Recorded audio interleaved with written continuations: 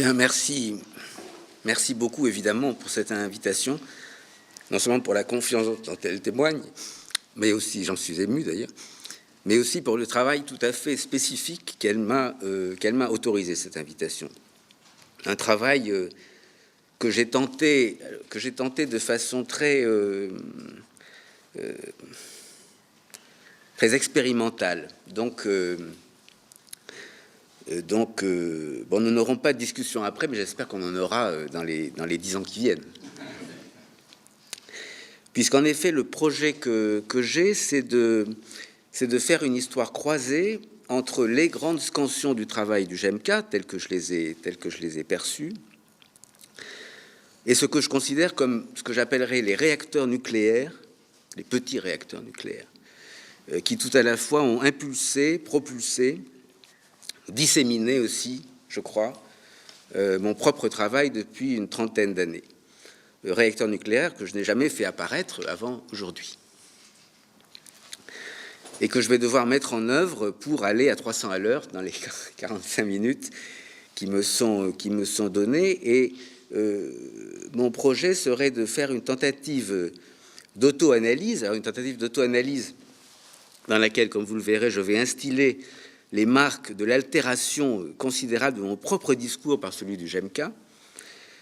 Première tentative d'auto-analyse, avant d'en venir à une hétéro-analyse du GEMCA lui-même, tel que, empathiquement, je le conçois.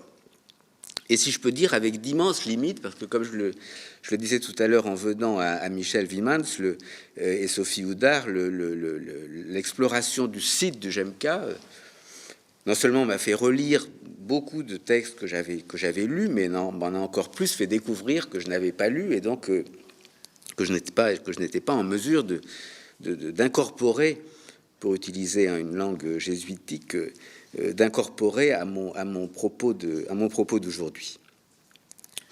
Donc 2 phases dans cette intervention. Qu'est-ce que sont que mes réacteurs nucléaires ? Mes réacteurs nucléaires, c'est, si j'en esquisse une théorie, c'est tout ce qui a fait que mon travail a été complètement centré sur la question du rapport entre fondation et institution. Et en particulier sur la découverte d'un certain nombre de noyaux d'intensité tels que leur hypertension et leur rupture, leur explosion, leur éclatement ont été ceux-là même qui ont engendré de l'institution. C'est la fission de ces noyaux d'intensité qui a fait l'institution. Et c'est la saisie de ces noyaux dans l'archéologie de l'histoire de la Compagnie de Jésus qui explique que j'ai pu faire de l'histoire de cette institution une sorte de modèle d'intelligibilité du fait d'institutions en général, et que je n'ai cessé de m'intéresser à la Compagnie de Jésus en restant à peu près totalement aveugle et sourd à toute sollicitation de m'intéresser à d'autres institutions, que par ailleurs je respecte tout autant que celle-ci. Premier réacteur qui est bien d'une certaine façon le moins inconnu, c'est celui de la composition de lieux, que je résume rapidement. Composer un lieu, une caverne par exemple, demander ce que je veux obtenir par ma méditation, puis placer dans ce lieu des figures, et à partir de ces figures, réfléchir sur ce qu'il en est de mon rapport avec elles et plus généralement avec la vie évangélique. Premier réacteur nucléaire parce que paradoxe d'un lieu sans figure, processus d'une défiguration par laquelle, dans le moment même où je figure ce lieu, je m'aperçois qu'il était déjà figuré, qu'il était déjà habité et que je dois le dénuder pour demeurer fidèle à ce qui aurait dû être ma première composition de lieu. Et finalement, au terme de cette défiguration, donc vous voyez la hauteur de ma contamination par le GEMCA, au terme de cette défiguration, découverte du lieu de moi-même comme lieu de Dieu, Dieu le figurable par excellence, comme on le dit au GEMCA, et comme on ne le dit pas à tort dans beaucoup d'autres éminents endroits, découverte du lieu de Dieu comme figurable par excellence, Découverte dans cette contemplation par laquelle je me vois moi-même tel que je suis devant Dieu. Second réacteur nucléaire, cette fois-ci, non pas dans les exercices d'Ignace, mais dans le récit de sa vie, la vision d'une image. Je rappelle l'énoncé ignatien. Étant éveillé une nuit, il vit clairement une image de Notre-Dame avec le Saint-Enfant Jésus. De cette vue, qui dura un espèce de temps notable, il reçut une consolation très excessive et il demeura avec un tel dégoût de toute sa vie passée, et spécialement des choses de la chair, qu'il lui semblait qu'on avait enlevé de son âme toutes les images qui s'y trouvaient peintes auparavant. Articulation sur le réacteur de la composition de lieu, puisque vous le voyez immédiatement, une image tout à la fois projetée et rejetée, une image dont le rejet produit cette nouvelle incarnation de l'homme neuf. Mais aussi une ambivalence indépassable. L'image de la Vierge est-elle la dernière image du vieil homme ou la première image de l'homme nouveau? L'image de Jésus lui-même est-elle aussi, en tant qu'image, ce dont la délivrance fait place à Dieu? Et tout cela dure un espace de temps notable, précise l'énoncé. C'est un cycle, comme quoi l'on peut recycler des emblèmes parfaitement légitimement. Espace de temps notable, c'est-à-dire cycle de la projection et du rejet, cycle de cette ambivalence de l'image par laquelle c'est en les voyant que je m'en libère, mais c'est aussi en m'en libérant que je les revois et que je dois à nouveau m'en libérer dans un cycle infini. Troisième réacteur, le presupposto des exercices spirituels. Je rappelle le texte. Pour que celui qui donne les exercices spirituels comme celui qui les reçoit y trouve davantage d'aide et de profit, il faut présupposer que tout bon chrétien doit être plus enclin à sauver la proposition du prochain qu'à la condamner, et s'il ne peut la sauver, qu'il s'enquiert de la manière dont il la comprend, et s'il la comprend mal, qu'il le corrige avec amour, et si cela ne suffit pas, qu'il cherche tous les moyens pour que, la comprenant bien, il se sauve.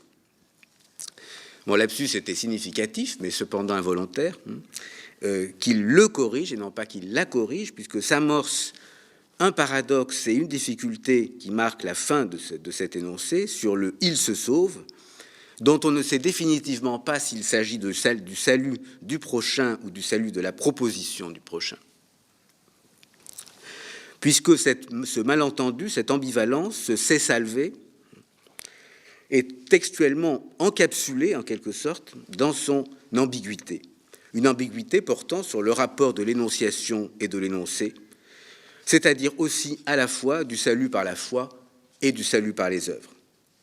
Cet encapsulement est l'encapsulement d'un malentendu qui est en même temps au centre de la logique spirituelle de l'interlocution, une interlocution qui habite cet énoncé comme un sous-texte, puisque c'est seulement à partir d'une conversation qui se développe en marge de son énoncé explicite que pourra se révéler le malentendu et traiter, à partir de là, ce qu'il en est du salut de la proposition ou de celle du prochain. Le texte est donc habité par sa propre précarité, par ce malentendu. Il n'est pas seulement la règle d'une manière de faire avec le malentendu, il est à l'intérieur de lui-même la résonance de ce malentendu, ou de cette polyphonie. Quatrième et dernier réacteur nucléaire, pour moi à l'heure qu'il est. Dans la correspondance d'Ignace, en 1941, lorsqu'il envoie deux de ses amis en Irlande, pour une mission qui sera un échec total et tout à la fois le fondement de toutes les autres missions, j'insiste, ce sera un autre réacteur encore, mais sur lequel je n'insiste pas. Dans cette correspondance, Ignace donne comme consigne à ses amis « entrar con el otro y salir consigo ». Je le donne en espagnol parce que c'est une formule à peu près intraduisible. Entrer par l'autre et sortir par soi, pourrait-on dire. Entrer dans l'autre et sortir de soi. Entrer avec l'autre et sortir avec soi. Comment comprendre cette formule ? Il s'agit d'entrer dans l'autre et de sortir de l'autre devenu soi, de transformer l'autre de l'intérieur de telle sorte qu'il devienne le lieu de soi, mais ressortir de cet autre devenu soi, c'est ressortir de soi, Mais est-ce soi que l'on fait ressortir de l'autre ou l'autre que l'on fait ressortir de soi ou de chez lui? Se mettons hors de soi ou mettons l'autre hors de lui? Ou pour le dire en d'autres termes, qui s'exculture? Une réponse à cette interrogation, qui participe précisément de la construction de l'institution, c'est la disparition radicale de cette formulation et l'emplacement dans toute la tradition qui suit la postérité de cette formule, l'emplacement de portes qui vont séparer ces deux espaces de moi et de l'autre par les portes qui règlent en quelque sorte la circulation entre ces deux espaces. On pourrait rapprocher ce réacteur d'un autre réacteur que je place ici en second lieu, mais je le place puisqu'il concerne Jérôme Nadal, qui est tout de même un héros du Jemka. C'est la célèbre formule de Nadal lorsqu'il écrit « Totus mundus nostra habitatio sit », qui a été généralement traduit par l'institution jésuite « Le monde est notre maison ». Et vous voyez l'abîme qui peut séparer ce fait que le monde soit ce qu'on habite et le fait que le monde soit notre maison. Ces 4 réacteurs ont commandé l'essentiel de tout ce que j'ai essayé de faire, aussi bien dans les domaines de l'histoire de la spiritualité, de l'histoire de l'image dévotionnelle, de l'histoire de l'écriture spirituelle, de l'histoire de l'évangélisation moderne. C'est depuis 30 ans, avec ces 4 réacteurs que j'ai travaillé, qui sont un petit peu dans la forge du fond, dans la forge de l'arrière-plan de l'emblème, où on les discerne à peine, mais je les fais apparaître aujourd'hui pour les 10 ans du Jemka.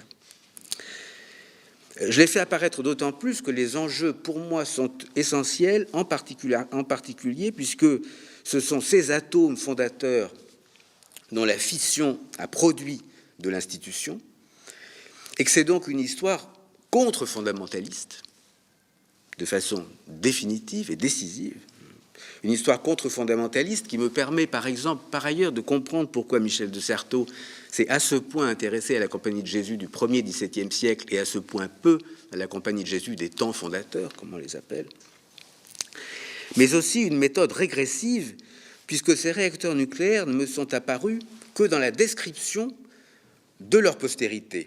Je l'ai fait apparaître sur la disparition ou la construction d'une porte dans cette intraduisible formule entrar con el otro y salir consigo, mais je pourrais le faire dans les 4 cas. Je pourrais le faire puisque je n'ai découvert la composition de lieux comme réacteur nucléaire qu'en m'apercevant que les jésuites de la seconde moitié du XVIe siècle cherchent absolument à l'éliminer. Et que l'un d'eux même, dans les directeurs des exercices, le dit crûment, ça nous casse la tête. Il le dit en latin, mais je ne me souviens plus de la formule latine, donc si peut-être Aline pourrait retraduire. Il se trouve aussi que la vision d'une image ne se retrouvera plus jamais dans l'histoire des biographies ignatiennes, et qu'on aura toujours une vision par Ignace, et puis d'autre part la vue d'une image par Ignace. Et que ce moment, ce lieu de cette vision d'une image qui efface de lui-même toutes les images qui s'y trouvent peintes, disparaîtra radicalement à partir de Rivadeneira et jusqu'à aujourd'hui. Et que par ailleurs, ce presupposto a connu des traductions multiples, en particulier dans son achèvement, ce Se salve, qui dans toutes les traductions latines des exercices ont donné lieu à des variantes qui rendaient compte de la perplexité dans laquelle ce terme tenait la première tradition jésuite. Et il m'importe beaucoup que je n'ai finalement découvert la puissance nucléaire de ces 4 atomes qu'à partir du moment où l'institution m'en disait la difficulté. Mais en même temps, évidemment, à partir du moment où l'institution faisait apparaître sa propre fécondité dans la manière qu'elle avait de les déplacer, de les faire exploser, de les reformuler.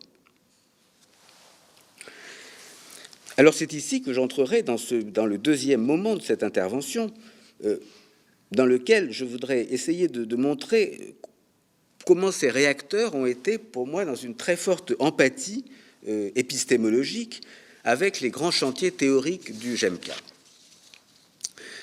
Alors, je vais le faire d'une manière extrêmement abrupte, par définition. Premier chantier, ce que j'appellerais l'opération emblématique.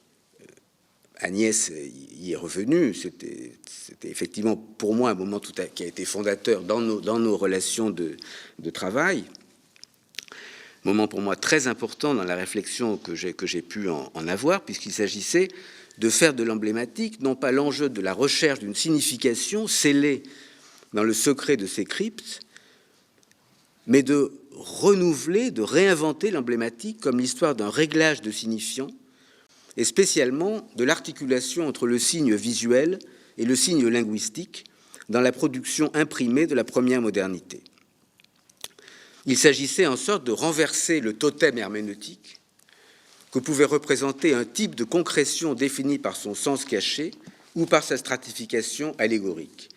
Un totem renversé ou un gant qui se retournait sur la surface des signes. C'est ici que je qualifierais la première leçon du GMK pour moi comme leçon sémiologique. Et je rappellerai brièvement certaines formules décisives de l'introduction d'Emblemata Sacra à propos de la formulation du discours sacré. Il s'agit aussi du discours en ce qu'il diffère du récit, qu'il implique une visée de l'énonciation, une efficace, et se pose comme lieu et moment d'une rencontre. Le discours, en tant que mise en représentation de l'énonciation, se décline d'une part dans des configurations mixtes, iconiques et textuelles, lisibles et visibles mêlées, et se construit d'autre part à partir d'images en même temps qu'il en produit. Qu'est-ce qui confère une qualité spirituelle à une image? Est-ce l'image elle-même qui est spirituelle, ou est-ce le regard que l'on porte sur elle et l'interprétation que l'on en tire qui sont susceptibles de la spiritualiser ou de la consacrer, au sens premier du terme, et donc de la transfigurer? Poser la question en ces termes revient à adopter une double approche par la construction et par la réception de l'image, ce qui recoupe en partie, tout est dans le « en partie », les deux axes de la rhétorique et de l'herméneutique. Il convenait donc de rendre compte de cette double dimension, introduisant une dialectique qui fait de l'emblématique religieuse et de toute image spirituelle en général un processus avant d'être un état ou un résultat. Et, concluent Ralph et Agnès et Ralph, nombreux sont les textes de ce volume qui mettent en évidence, sous cette dynamique figurale, le constant échange entre le regard et l'image, entre l'imaginaire et l'imagerie, selon les modalités diverses de la projection et de l'introjection, et cela à tous les stades de la méditation et de la contemplation. Ce manifeste tout à la fois lumineux et essentiel dans ce qu'il apportait à l'emblématique est un manifeste qui, d'une certaine façon, ne lâche pas nos auteurs, puisque j'ai découvert ces jours-ci le compte rendu par Ralph du livre The Jesuit Emblem in the European Context d'Ali et d'Himmler, dans lequel Ralph, après avoir aimablement salué le livre, évidemment, précise, par ailleurs, si les auteurs... si je vais quand même pas mettre la lumière de mon téléphone, mais là, c'est très... Non, mais c'est juste parce que c'est juste une seconde. Par ailleurs, si les auteurs ouvrent fort heureusement le champ de l'emblématique à ses multiples domaines d'application sur une grande variété de supports autres que le livre, on peut regretter que cette culture emblématique se retrouve quelque peu isolée du reste de la culture visuelle promue par les jésuites à travers d'autres médiums et d'autres types d'images. C'est-à-dire, on peut regretter que le livre ne tienne aucun compte des travaux du GMK depuis 10 ans, mais c'est dit avec beaucoup d'élégance, évidemment, mais je tenais à citer ce compte-rendu qui indique que Ralph ne lâche rien. Et par ailleurs, je voudrais aussi, de ce point de vue, mentionner alors un texte tout à fait passionnant de Gregory Hems, Poétique de l'emblème, enjeu de la théorisation d'un genre nouveau par les jésuites au XVIe et XVIIe siècle, en particulier parce que, concernant les enjeux de cette opération emblématique, les enjeux de cette opération concernant le type de travail sur l'image qui est à l'œuvre, j'ai été tout à fait tout à fait passionné, et d'ailleurs je souhaite l'ouverture d'un programme immédiat de recherche sur ce sujet, c'est lorsqu'il cite Paul-Joseph d'Arriaga et le traité de rhétorique produit en Espagne par Paul-Joseph d'Arriaga, puisque Paul-Joseph d'Arriaga n'est rien d'autre que Pablo José de Arriaga, par ailleurs beaucoup mieux connu de moi, en tout cas au Pérou, pour ce très célèbre livre sur l'extirpation de l'idolâtrie. Je crois que Paul-Joseph d'Arriaga et Pablo José de Arriaga n'ont jamais été mis en relation. Peut-être pas même par lui-même. Mais il serait néanmoins tout à fait intéressant de concevoir de l'intérieur comment un homme animé par une recherche sur l'emblématique pendant sa période européenne, animé par une recherche qui, en quelque sorte, dans la première culture jésuite, porte tout ce que les emblemata sacra tentent d'y redécouvrir comme énergie épistémologique.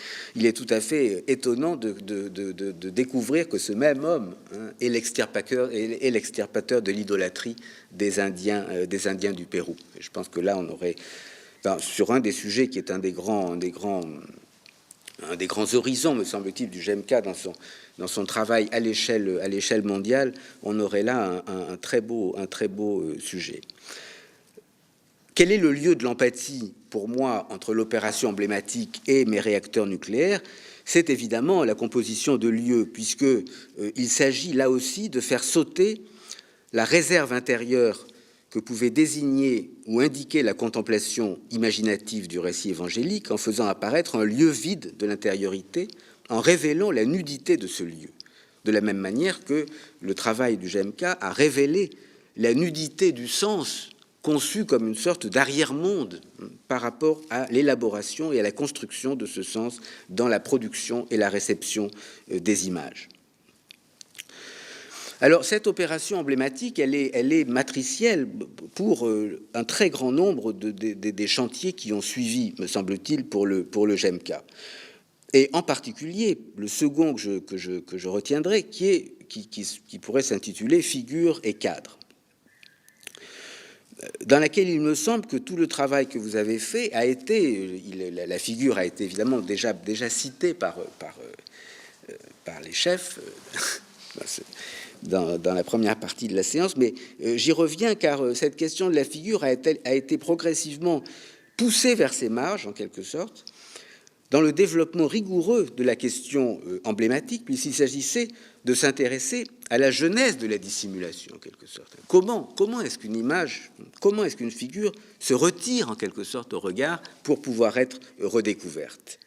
Et c'est dans cette dynamique que l'on pourrait désigner comme dynamique allégorique, c'est cette dynamique qui fait croire qu'il y a quelque chose là-dessous. Et c'est cette dynamique qui s'atteint par le refoulement, en quelque sorte, de la figure dans ses marges. Refoulement de la figure dans ses marges, c'est-à-dire vers sa figurabilité. Et dans le même temps, puisque le retournement est absolument immédiat, mais dans le même temps, pousser de ses marges vers le centre, pousser vers la figure. Or, le lieu de ces marges, comme Marin l'a montré admirablement, bien sûr, le lieu de ces marges entre ces deux forces, c'est le cadre. C'est le cadre comme étant le lieu de le cadre ou les bords comme étant le lieu de cette double poussée vers le dehors et vers le dedans qui marque la construction de la figure dans le cadre. Ici, la seconde leçon du GEMCA serait une leçon phénoménologique, dans le sens, me semble-t-il, le plus authentiquement husserlien, enfin dans ce que je peux en savoir comme ancien apprenti philosophe, dans le sens le plus authentiquement husserlien de ce qui apparaît. Et de ce sens husserlien, je voudrais retenir un très petit nombre de manifestations, en particulier dans l'introduction à la part de l'œil, lorsque nous lisons, c'est à travers ces apparences que le monde peut être identifié et connu. Le regard appréhende et maîtrise la réalité par le biais de ces figures détachées du continuum visuel. On touche là à la dimension cognitive de la figure qui suppose une intention perceptive, façonnant littéralement le réel. En cela, le terme garde le souvenir de son étymologie originelle, à laquelle on reviendra, puisqu'il dérive du verbe latin fingere, qui signifie façonner, donner forme, la même racine fig, ayant donné les termes de fictor, modeleur, sculpteur, figulus, le potier, et figies, le portrait. La figure, continue-t-il, désigne cette réalité saisie par la perception, une réalité saisie. De cette grande diversité de champs que traverse la notion de figure, on peut retenir sa double relation au matériel et au conceptuel, au concret et à l'abstrait, au corps et au langage. Au-delà de cette opposition, sur un registre axiologique, ce rapport peut se traduire par une opposition entre apparence, artifice, illusion d'une part et vérité, nature, archétype d'autre part, mais c'est là qu'on entre dans le cœur de l'appareil phénoménologique. Au-delà de cette opposition, la figure permet plus fondamentalement de faire le lien entre les deux pôles. Le terme figura ne désigne pas tant un objet qu'un processus cherchant à articuler différentes modalités d'être ou modes d'apparition, et le mot est ici apparaît ici, mais aussi à articuler des temps et des espaces hétérogènes. Cette articulation a été baptisée depuis Freud du terme de figurabilité. Ce moment de l'apparition m'importe d'autant plus qu'on le retrouve dans le texte de Caroline Herring sur la parure festive expérience de l'éphémère, lorsque qu'elle termine, on pourrait presque parler à propos des festivités d'une phénoménologie des apparences, un oxymore que Louis Marin utilise à propos des vanités, ces natures mortes en trompe-l'œil, dont le but est justement de figer le caractère éphémère des choses. Travailler les apparences dans le phénomène de l'apparition, ou travailler l'oxymore d'un phénomène des apparences, c'est, me semble-t-il, toute la force de l'entreprise du GEMCA entre figure et cadre. Et c'est aussi toute la force d'un très bel article que je cite aussi en hommage à un autre ami du GEMCA, qui est Louis Richaume, qui est l'article de Michel Vimans sur le sacrifice de Caïn et Abel dans les tableaux sacrés de Richaume. Pourquoi est-ce que je le cite? Pour deux raisons très précises. La première raison, c'est une merveilleuse formule qu'il a au début de son texte, lorsqu'il évoque les images doubles, des images doubles qui vont précisément qu'il va travailler comme étant non pas du tout la stratification entre des images qui se dissimuleraient les unes les autres, mais des images qui font en quelque sorte éclater à la surface des signes leur duplicité. Ce sont ces images doubles, dit-il, qui visent à intriguer le regard. J'aime beaucoup cette intrigue du regard, parce que cette intrigue, c'est en quelque sorte, si l'on passe par Ricoeur, c'est une mise en récit, c'est le début d'une mise en récit. C'est comme s'il ébauchait un récit du regard devant le tableau. Or, ce récit du regard est précisément ce qui commande, me semble-t-il, l'ensemble de son analyse, puisque c'est ce qui commande le moment, précisément, où il va faire apparaître dans le tableau, dans la dernière partie de son analyse, il va faire apparaître dans les fumées du sacrifice, dans la fumée du sacrifice d'Abel, la figure du crucifié. Il l'a fait apparaître.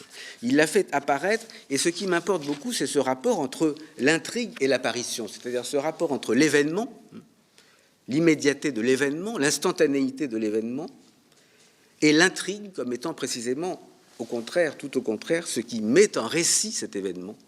Et ce qui met en récit cet événement, en particulier dans ce que l'on pourrait appeler la commémoration de cet événement.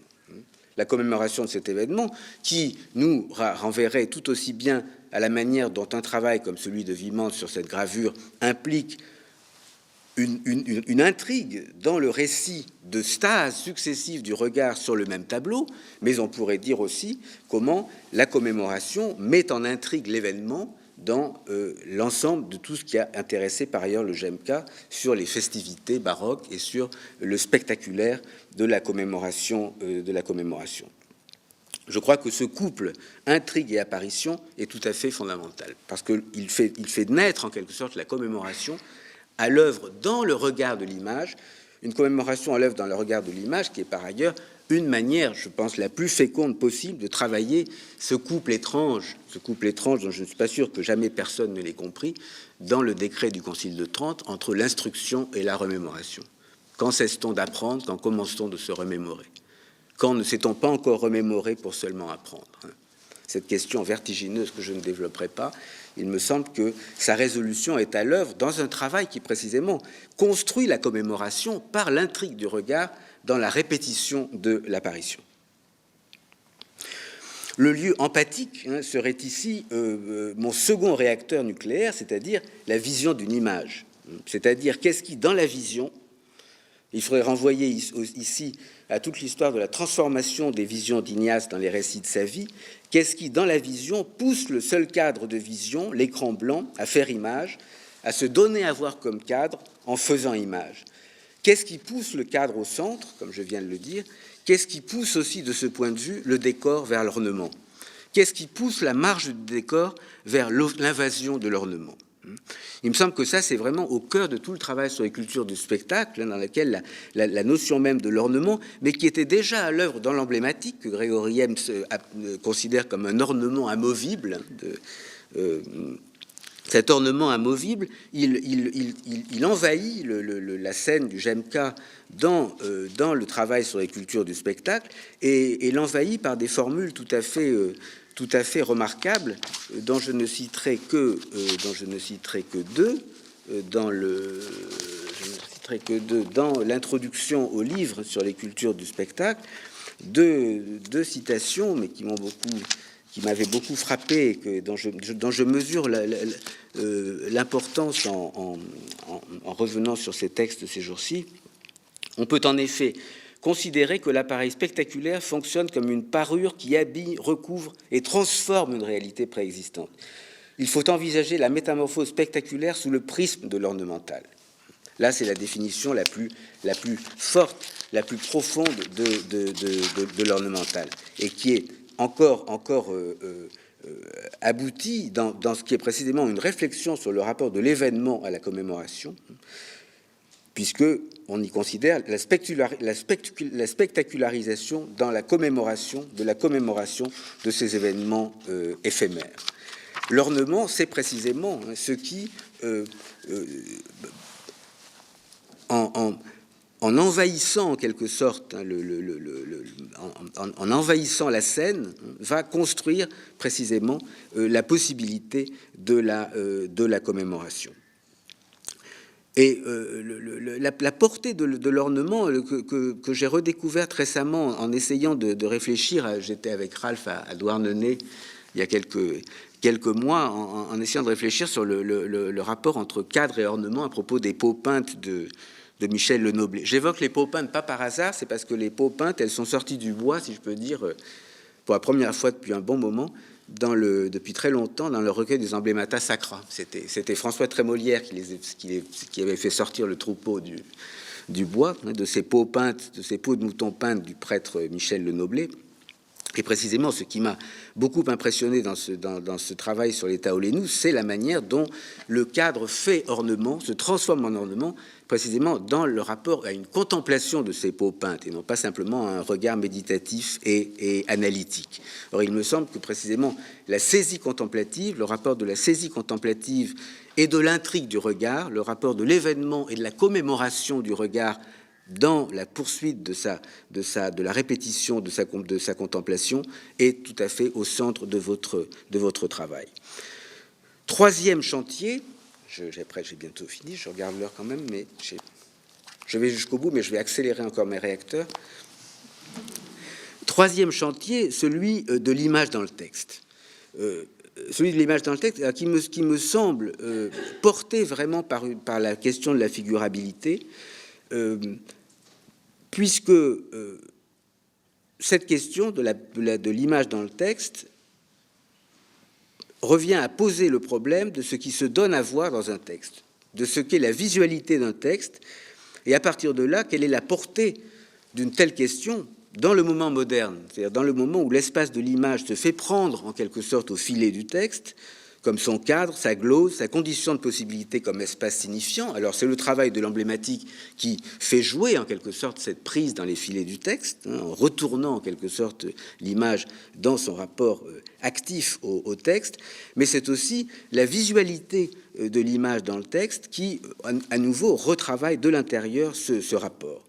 Et il me semble que ce travail sur la visualité du texte elle donne une troisième leçon du JMK que je qualifierais de topologique, et qui est pour moi peut-être la plus importante, puisqu'elle organise la circulation entre deux pôles, l'un et l'autre opposés à un troisième, que l'on pourrait définir comme narratif, c'est-à-dire les deux pôles de la théologie et de la poésie. Ou comment le discours théologique ne peut pas ne pas être traversé par des éclats de vision, et comment ces éclats ne peuvent pas, dans le discours poétique, ne pas convoquer l'absence d'un Dieu ou sa présence, ou l'un et l'autre en même temps chez Hölderlin. Et il me semble que l'articulation du poétique sur le théologique, qui fait l'objet d'un admirable livre de Jacques Lebrun qui doit paraître en début d'année prochaine sur Angelus Silesius, où précisément il montre comment on a considéré Silesius comme une sorte d'état final, en quelque sorte d'une théologie tombée en poésie, et dans laquelle il montre au contraire comment l'écriture poétique de Silesius ne cesse de recharger l'énergie théologique de son propre texte, puisqu'il ne peut pas ne pas y avoir de la poésie qui affecte en quelque sorte le discours théologique pour en porter l'éclat.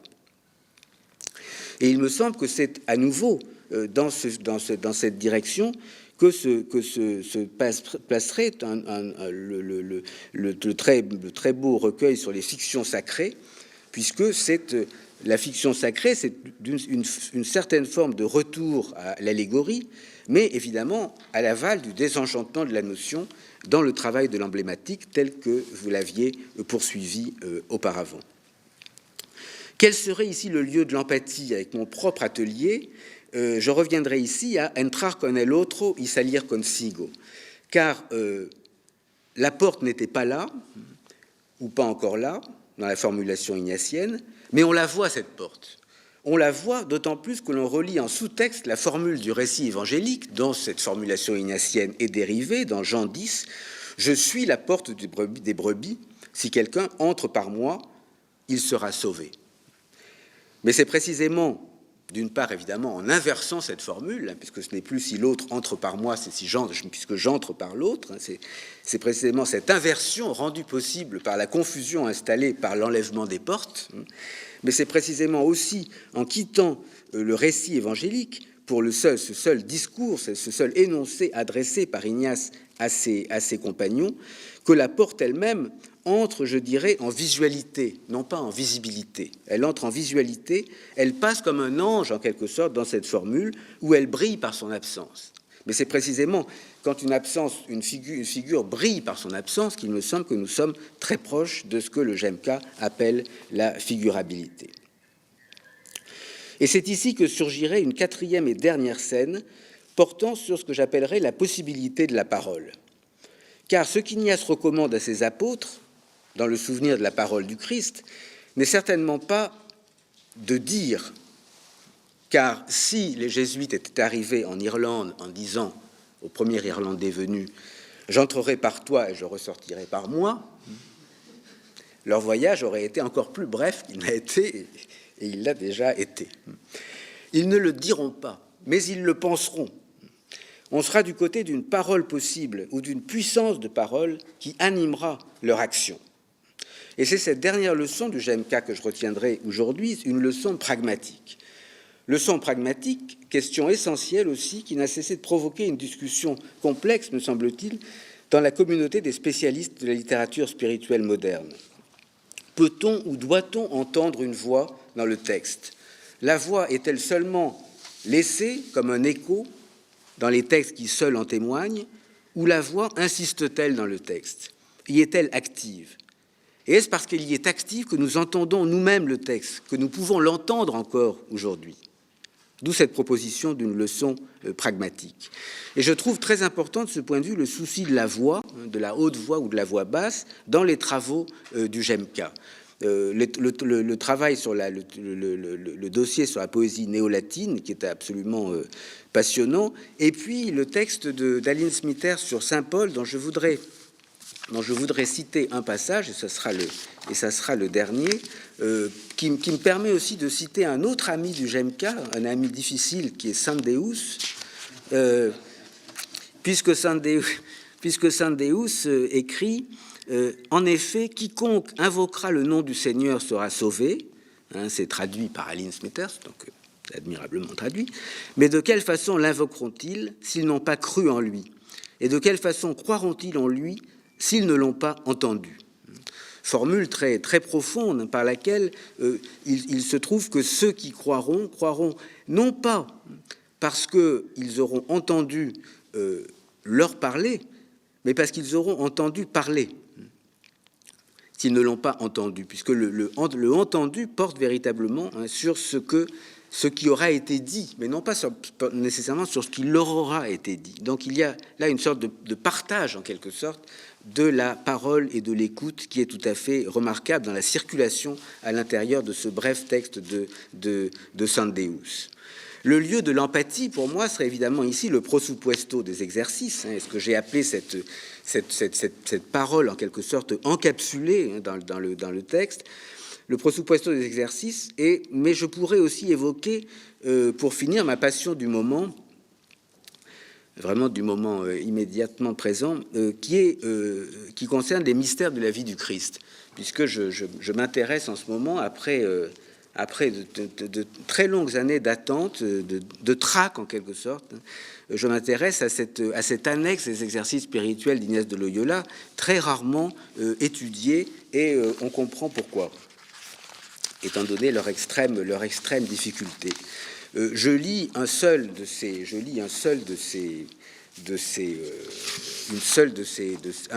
mystères, la résurrection de Lazare. Marthe et Marie font savoir au Christ notre Seigneur la maladie de Lazare. C'est l'énoncé ignatien ou apparenté, peu importe. C'est l'énoncé produit pour les exercices. Après l'avoir su, il resta là pendant 2 jours pour que le miracle fût plus évident. Avant de le ressusciter, il demande à l'une et à l'autre de croire en disant « Je suis la résurrection et la vie, celui qui croira en moi, fût-il mort, vivra ». 3e point, il le ressuscite après avoir pleuré et prié. Et la manière de le ressusciter fut d'ordonner « Lazare, viens dehors ». Ce qui est tout à fait surprenant dans ce mystère, c'est que la dernière phrase est celle-là, et n'est pas comme dans Jean, le mort sortit, les pieds et mains liés de bandelettes et le visage enveloppé d'un suaire. Jésus leur dit, déliez-le et laissez-le aller. C'est donc la parole qui concentre l'acte, dans une très haute performativité. C'est la parole qui concentre l'acte, et c'est le lecteur qui doit répondre à cette phrase, ou qui doit répondre de cette phrase. Le lecteur qui n'est pas le lecteur, mais qui est l'interlocuteur de celui qui donne l'exercice, c'est lui qui doit venir dehors, comme dans la formulation de l'instruction ignatienne de 1541, où il s'agissait précisément d'entrer, de sortir d'un dehors qui était celui de l'autre dans lequel on était entré. Et je reviendrai ici peut-être à l'emblème et au rapport de la protase et de l'apodose tel que l'analyse Hems dans l'article que j'ai déjà cité. Je n'ai pas le temps d'y revenir dans le détail, mais il me semble qu'il y a là peut-être, je reviens quand même à la phrase qui m'a illuminé, qui est celle-ci, et j'en aurai fini.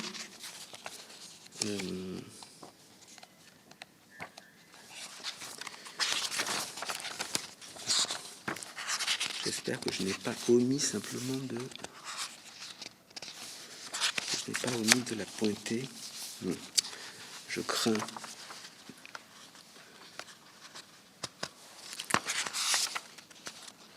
Il y a une formulation absolument superbe d'Em sur cette formule, mais non. Je la retrouverai pour le cocktail. Mais l'inspiration que j'en ai reçue était qu'il y avait peut-être une source de l'emblématique jésuite dans ces mystères qui resterait absolument à étudier. Et ce n'est pas un hasard, je crois, si j'achève sur ce dernier lieu poétique, qui est ce lieu, ce 4e espace du Jemka portant sur la possibilité de la parole, portant sur cette possibilité, puisque je crois que peut-être ce qui nous rapproche, c'est d'essayer d'habiter ce monde savant en poète, c'est-à-dire tout à la fois d'entendre le langage dans l'écriture et de provoquer l'imagination dans l'image. Et je pense que c'est sur ces deux points, ce sont ces deux injonctions, hein, entendre le langage dans l'écriture et provoquer l'imagination dans l'image, ce sont ces deux injonctions auxquelles nous devons toujours répondre. Merci.